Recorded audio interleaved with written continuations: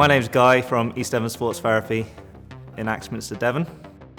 We deal with a wide range of therapies for stroke rehabilitation, sports injuries, arthritis, helping people walk and move more efficiently. So we want to be able to see how people are as they're in motion. And the digital foot scan allows us to see that. It allows us to see the timing, how the patient's moving, the symmetry between their 2 feet.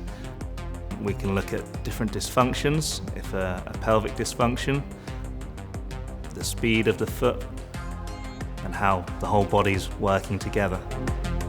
Say we may have a patient come in that's not necessarily a foot injury, so we may have a shoulder injury come in, and we would still use the foot scan initially for an evaluation to diagnose any dysfunctions that's occurring. So the foot scan could potentially show pelvic dysfunction, which could affect the posterior sling going up the back of the body, the patient, and affecting the shoulder. So the foot scan would allow us to see that and then explain it more visually so the patient can understand it better. Before and after is really important for the patient. It's a really good visual. So when they first come in, we can show them the analysis, show them what the issue is, go through the treatment, and then afterwards, if we rescan them on the same day, they can see that big impact that the treatment's had on them. So it gives the trust in the patient to us that we know what we're doing. And then moving down the line, they can see the improvement over several weeks, know that their exercises are working, and know that the rehab is actually the correct thing for them to be doing. If the patient needs an orthotic, we would take them through the analysis, show them why they would need an orthotic or why they would benefit from one.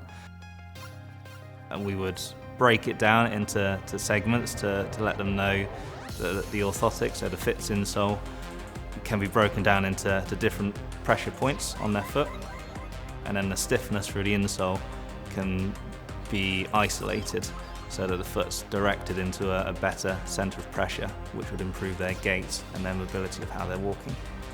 So the foot scan is just one tool that we use, but obviously it complements everything else that we do, from our hands-on therapy to the Alter-G, the anti-gravity treadmill, and the rehabilitation exercises that we would give to people.